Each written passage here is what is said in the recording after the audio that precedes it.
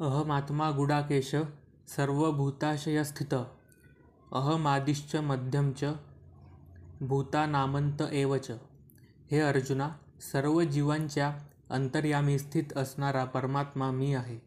मीच सर्व जीवांचा आदी, मध्य आणि अंत आहे. तात्पर्य: या श्लोकामध्ये अर्जुनाला गुडाकेश असे संबोधण्यात आले आहे. ज्याने निद्रारूपी अंधकारावर विजय प्राप्त केला आहे त्याला गुडाकेश असे म्हणतात. अज्ञानरूपी अंधकारात निद्रिस्त असलेले लोक भौतिक आणि आध्यात्मिक जगतात भगवंत विविध प्रकारे स्वतःला कसे प्रकट करतात हे जाणू शकत नाही. अशा रीतीने श्रीकृष्णांनी अर्जुनाला गुडाकेश असे संबोधणे फार महत्त्वपूर्ण आहे. कारण अर्जुन हा अंधकाराच्या अतीत असल्यामुळे भगवंत त्याला आपल्या विविध ऐश्वर्यांचे वर्णन करण्याचे मान्य करतात. श्रीकृष्ण सर्वप्रथम अर्जुनाला सांगतात की ते आपल्या प्राथमिक विस्तारित रूपांद्वारे संपूर्ण सृष्टीच्या अंतरी असणारा आत्मा आहे. भौतिक सृष्टीच्या उत्पत्तीपूर्वी भगवंत आपल्या प्राथमिक विस्तारित रूपाद्वारे पुरुषावतार धारण करतात आणि त्या पुरुषावतारापासून सर्वांचा उद्गम होतो. म्हणून ते महत्तत्वाचे आत्मा आहे. समग्र भौतिक शक्ती ही सृष्टीच्या उत्पत्तीस कारणीभूत नसते, तर वस्तुतः महाविष्णू हे महत्तत्वात अर्थात भौतिक शक्तीमध्ये प्रवेश करतात. म्हणून ते आत्मा आहेत. जेव्हा महाविष्णू सृष्ट ब्रह्मांडामध्ये प्रवेश करतात तेव्हा ते पुन्हा प्रत्येक जीवामध्ये स्वतःला परमात्मा रूपामध्ये प्रकट करतात. आपल्याला अनुभव आहे की जीव शरीरामध्ये आध्यात्मिक स्फुल्लिंग उपस्थित असल्यामुळे ते सजीव राहते. आध्यात्मिक स्फुल्लिंगाच्या उपस्थितीविना शरीराचा विकासही शक्य नाही. त्याचप्रमाणे भौतिक सृष्टीमध्ये जोपर्यंत परमात्मा श्रीकृष्ण प्रवेश करीत नाहीत तोपर्यंत भौतिक सृष्टी विकसित होऊ शकत नाही. सुबल उपनिषदात सांगितल्याप्रमाणे प्रकृत्यादी सर्वभूतांमारी सर्वशेषीच नारायण. भगवंत परमात्मा रूपाने सर्व ब्रह्मांडामध्ये उपस्थित आहेत. भगवंतांच्या 3 पुरुषावतारांचे वर्णन श्रीमद भागवतात करण्यात आले आहे. सात्वत्व तंत्रामध्येही त्यांचे वर्णन करण्यात आले आहे. विष्णोस्तु त्रीणि रूपाणि पुरुषाख्यानदो विदु. या भौतिक सृष्टीमध्ये कारणोदशकाशयी विष्णू, गर्भोदशकाशयी विष्णू, क्षीरोदशायी विष्णू या 3 रूपांमध्ये भगवंत प्रकट होतात. महाविष्णू किंवा कारणोदशायी विष्णूंचे वर्णन ब्रह्मसंहितेत करण्यात आले आहे. यः कारणान्वजलते भजति स्म योगनिद्राम. सर्व कारणांचे कारण भगवान श्रीकृष्ण कारणोदक सागरामध्ये महाविष्णू रूपामध्ये पहुडलेले असतात. म्हणून भगवंत हेच या सृष्टीचे आदी, मध्य आणि अंत आहेत. आदित्यानामहं विष्णुर्ज्योतिषा रविशंशुमान मरीचिर्तु तामस्मि नक्षत्राणामहं शशी. आदित्यांमध्ये विष्णू मी आहे. तेजस्व्यांमध्ये देदीप्यमान सूर्य मी आहे. मरुदगणांमध्ये मरीची मी आहे आणि नक्षत्रांमध्ये चंद्र मी आहे. तात्पर्य: 12 आदित्य आहेत व त्यांमध्ये श्रीकृष्ण प्रमुख आहेत. आकाशात चमकणाऱ्या तेजस्वी ताऱ्यांमध्ये सूर्य प्रमुख आहे. ब्रह्मसंहितेत सूर्याचे वर्णन भगवंतांचा तेजस्वी नेत्र असे करण्यात आले आहे. आकाशात 50 विविध प्रकारचे वायू प्रवाहित होत असतात आणि त्यांची अधिष्ठात्री देवता मरीची श्रीकृष्णांचा प्रतिनिधी आहे. नक्षत्रांमध्ये रात्रीच्या वेळी चंद्र हा प्रमुख असतो आणि म्हणून चंद्र हा श्रीकृष्णांचे रूप आहे. या श्लोकावरून असे प्रतीत होते की चंद्र हा अनेक नक्षत्रांपैकी एक आहे. म्हणून आकाशांमध्ये लुकलुकणारी नक्षत्रेही सूर्यप्रकाशच परावर्तित करतात. ब्रह्मांडामध्ये अनेक सूर्य असल्याचा सिद्धांताला वेद स्वीकार करीत नाही. सूर्य हा एकच आहे आणि ज्याप्रमाणे सूर्यप्रकाशामुळे चंद्र प्रकाशमान होतो त्याचप्रमाणे सूर्यप्रकाशामुळेच नक्षत्रेही चमकतात. या ठिकाणी भगवद्गीतेत सांगितल्याप्रमाणे चंद्र हा नक्षत्रांपैकी एक असल्यामुळे चमकणारे तारे हे सूर्य नसून चंद्राप्रमाणेच नक्षत्रे आहेत. वेदानां सामवेदोऽस्मि देवानस्मि वासव इंद्रियाणां मनक्षास्मि भूतानामस्मि चेतना. वेदांमध्ये सामवेद मी आहे, देवतांमध्ये स्वर्गांचा राजा इंद्र मी आहे, इंद्रियांमध्ये मन मी आहे आणि प्राणीमात्रांमधील चेतना मी आहे.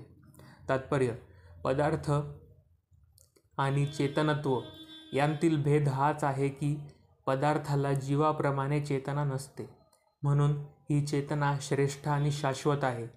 जडतत्वांचे संयोगीकरण करून चेतना उत्पन्न करता येत नाही. रुद्राणां शंकरास्मि वित्तेषु यक्षरक्षसाम वसूनां पावक्षास्मि मेरुशिखरी नामहम. सर्व रुद्रांमध्ये शंकर मी आहे, यक्ष आणि राक्षसांमध्ये कुबेर मी आहे, वसूंमध्ये अग्नी मी आहे आणि सर्व पर्वतांमध्ये मेरू मी आहे. तात्पर्य: एकूण 11 रुद्र आहेत आणि त्यांच्यापैकी भगवान शंकर हे प्रमुख आहे. ब्रह्मांडांमध्ये तमोगुणाचे अधिष्ठाता असणारे शंकर हे भगवदाधार आहेत. यक्ष आणि राक्षसांचा अधिपती व देवदेवतांचा कोषाध्यक्ष हा कुबेर आहे आणि तो भगवंतांचा प्रतिनिधी आहे. मेरू पर्वत हा त्यातील प्राकृतिक साधनसंपत्तीबद्दल विश्वविख्यात आहेत. पुरोधसां च मुख्यं मा वृद्धी पार्थ बृहस्पतिं सेनानीनामहं स्कंदः सरसामस्मि सागर.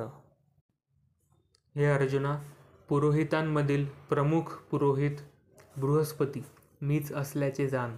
सेनापतींमध्ये कार्तिकेय मी आहे आणि जलाशयांमध्ये सागर मी आहे.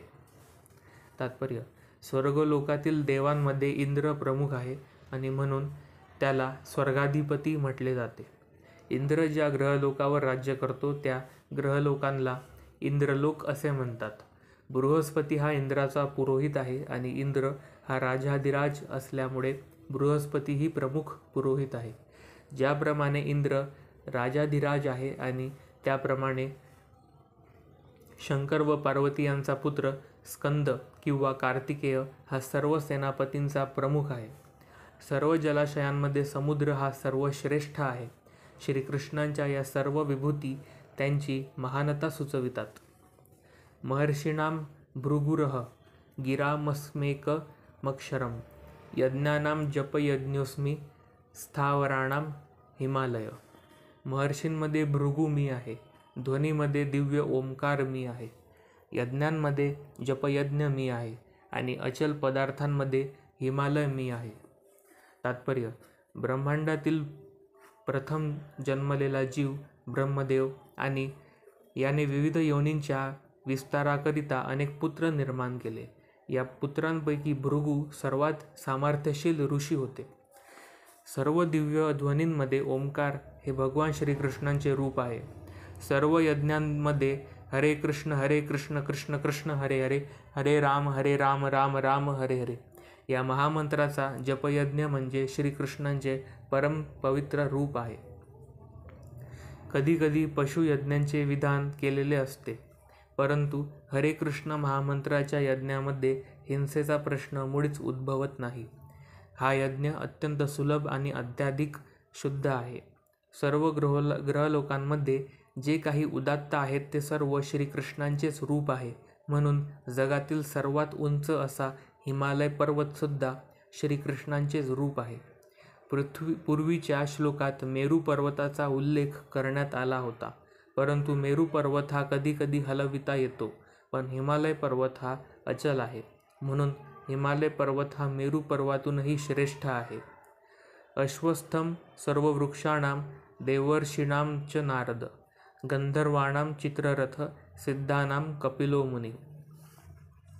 सर्व वृक्षांमध्ये अश्वस्थ वृक्ष मी आहे आणि सर्व देवर्षींमध्ये नारद मी आहे. गंधर्वांमध्ये चित्ररथ मी आहे आणि सर्व सिद्ध पुरुषांमध्ये कपिल मुनी मी आहे. तात्पर्य: अश्वत्थ वृक्ष म्हणजेच वटवृक्ष हा सर्वात उंच आणि अत्यंत सुंदर वृक्षांपैकी एक आहे. भारतातील लोक आपल्या प्रातःकालीन प्रतिदिन पूजन अर्चन विधीमध्ये वटवृक्षाचेही पूजन करतात.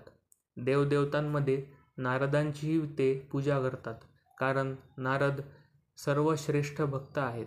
म्हणून नारद हे भक्त रूपामध्ये श्रीकृष्णांचे प्रतिनिधी आहेत.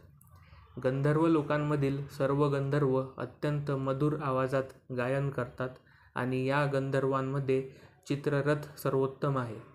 सिद्ध मनुष्यांपैकी देवहूतीपुत्र कपिल मुनी हे श्रीकृष्णांचे रूप आहे.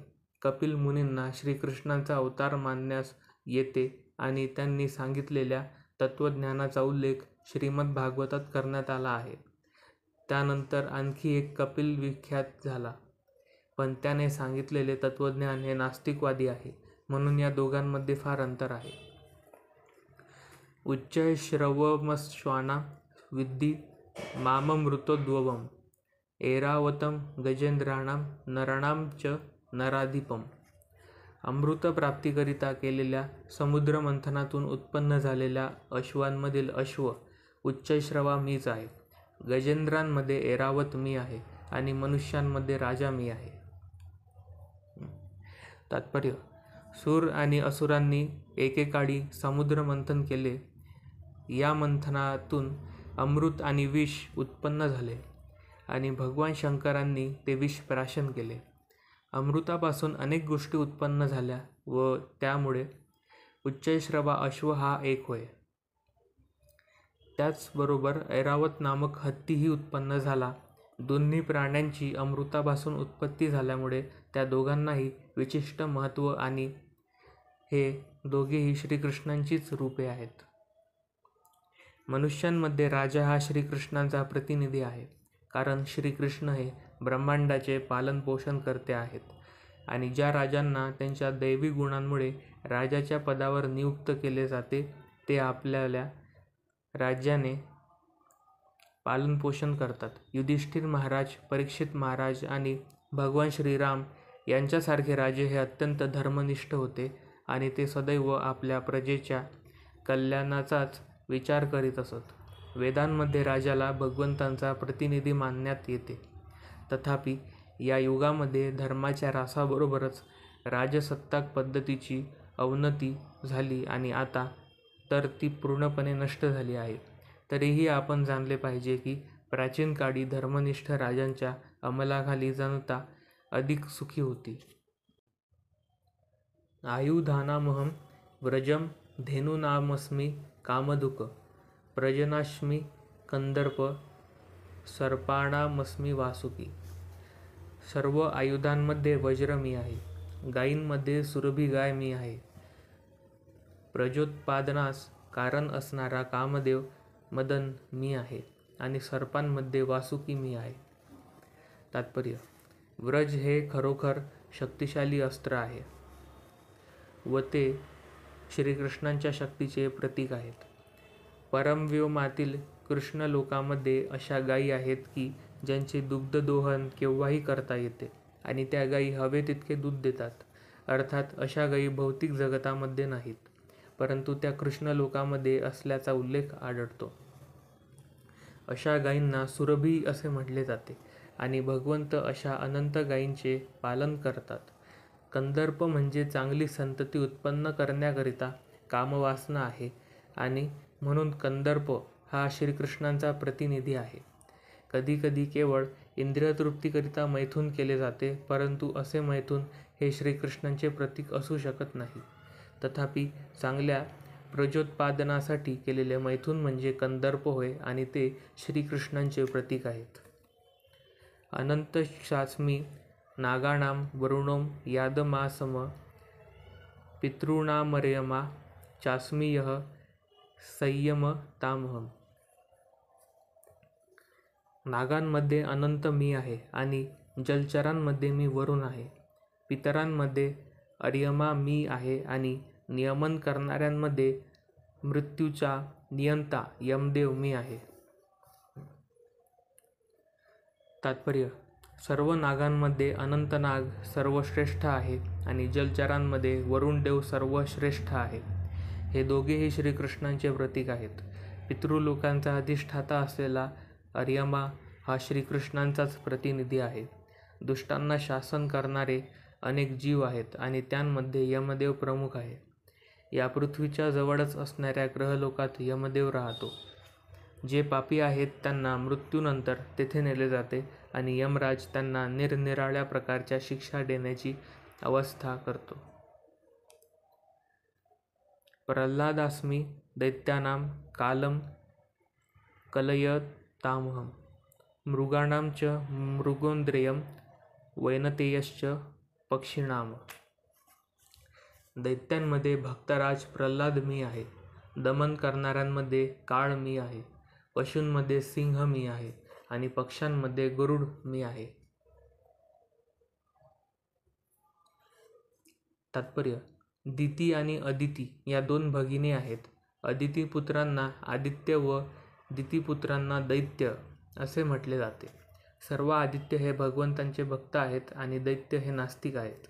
प्रल्हादाचा जन्म जरी दैत्यकुळामध्ये झाला तरी तो बालपणापासूनच महान भगवत भक्त होता. त्याला आपल्या भक्तीमुळे आणि दैवी गुणांमुळे श्रीकृष्णांचा प्रतिनिधी मानण्यात येते. नियंत्रक तत्त्वे अनेक आहेत, परंतु काळाच्या ओघामध्ये भौतिक विश्वातील प्रत्येक वस्तूचा ऱ्हास होतो. म्हणून काळ हा श्रीकृष्णांचे रूप आहे. अनेक प्राण्यांमध्ये सिंह हा अत्यंत शक्तिशाली आणि क्रूर पशु आहे, पण पक्ष्यांच्या लाखो प्रकारात विष्णुवाहन गरुड हा सर्वात मोठा पक्षी आहे. पवनः पवतामस्मि राम शस्त्रभृतानामहं झक्षाणां मकरश्चास्मि स्त्रोतमा जाह्नवी. पवित्र कारणांमध्ये वायू मी आहे. शस्त्र धारण करण्यामध्ये राम मी आहे. मत्स्यांमध्ये मकर मासा मी आहे आणि प्रवाही नद्यांमध्ये गंगा मी आहे.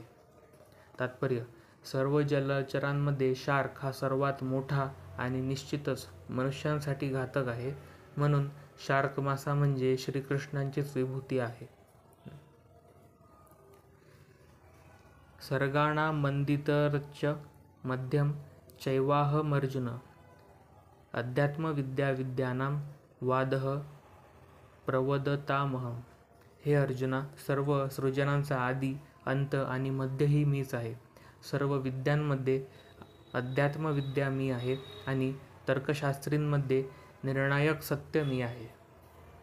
तात्पर्य: सृष्ट अभिव्यक्तींमध्ये सर्वप्रथम महत्त्वतत्त्वाची निर्मिती होते. पूर्वी वर्णन केल्याप्रमाणे भौतिक सृष्टीची निर्मिती आणि संचलन महाविष्णू, गर्भोदक्षय विष्णू आणि क्षीरोदक्षय विष्णू हे करतात आणि शंकरांद्वारे या सृष्टीचा संहार केला जातो. ब्रह्मदेव हा दुय्यम निर्माता आहे. सृजन, पालन आणि संहार करणारे हे सर्व प्रतिनिधी म्हणजे भगवंतांच्या भौतिक गुणांचे अवतार आहेत. म्हणून भगवंत हे संपूर्ण सृष्टीचे आदी, मध्य आणि अंत आहेत. प्रगत ज्ञान प्राप्त करण्याकरिता अनेक प्रकारचे ग्रंथ आहेत. उदाहरणार्थ 4 वेद आणि त्यांचे 6 उपभाग, वेदांतसूत्रे, तर्कग्रंथ, धर्मशास्त्रे आणि पुराणे इत्यादी. यांप्रमाणे विद्यागर्जन करण्यासाठी एकूण 14 ग्रंथ आहेत. या ग्रंथांपैकी ज्या ग्रंथांमध्ये अध्यात्मविद्या सांगण्यात आली त्यामध्ये विशेष करून वेदांतसूत्रे हे श्रीकृष्णांचे प्रतिनिधित्व करतात. नैयायिकांमध्ये विविध प्रकारचे युक्तिवाद असतात. स्वतःचा युक्तिवाद पटवून देण्यासाठी प्रमाण प्रस्तुत करणे की जे विरुद्ध पक्षाच्या युक्तिवादाचेही समर्थन करते त्याला जल्प असे म्हटले जाते. विरोधी पक्षाचा केवळ पराभवच करण्याच्या दृष्टीने जो युक्तिवाद केला जातो त्याला वितंडा असे म्हटले जाते, परंतु वास्तविक निष्कर्षाला वाद असे म्हटले जाते. हे निर्णायक सत्य म्हणजेच श्रीकृष्णांचे रूप आहे. अक्षराणामकरो द्वंद्व सामासिकस्य अहमेवाक्षय कालो धाताहं विश्वतोमुख. अक्षरांमध्ये अ कार मी आहे आणि समासांमध्ये द्वंद्व समास मी आहे. अविनाशी काळ मी आहे आणि सृष्टीकर्त्यांमध्ये ब्रह्मदेव मी आहे. तात्पर्य: संस्कृत वर्णमालिकेतील अकार हा प्रथम स्वरापासून वेदांचा प्रारंभ होतो. अकारविना कोणताच ध्वनी काढता येत नाही. म्हणून अ हा ध्वनीचा प्रारंभ आहे. संस्कृत भाषेमध्ये अनेक सामासिक शब्द आहेत. उदाहरणार्थ रामकृष्ण या समासाला द्वंद्व समास म्हणतात. या समासामध्ये राम आणि कृष्ण हे दोन्ही शब्द प्रधान आहेत, म्हणून त्याला द्वंद्व समास म्हटले जाते. क्षय करणाऱ्यांमध्ये काळ सर्वश्रेष्ठ आहे, कारण काळ सर्वांचाच ऱ्हास करतो. काळ हा श्रीकृष्णांचेच रूप आहे, कारण कालांतराने प्रलयाग्नीत सर्वच गोष्टींचा संहार होणार आहे. सृजनकर्ता जीवांमध्ये चतुर्मुखी ब्रह्मदेव प्रधान आहेत, म्हणून तो भगवान श्रीकृष्णांचाच प्रतिनिधी आहे.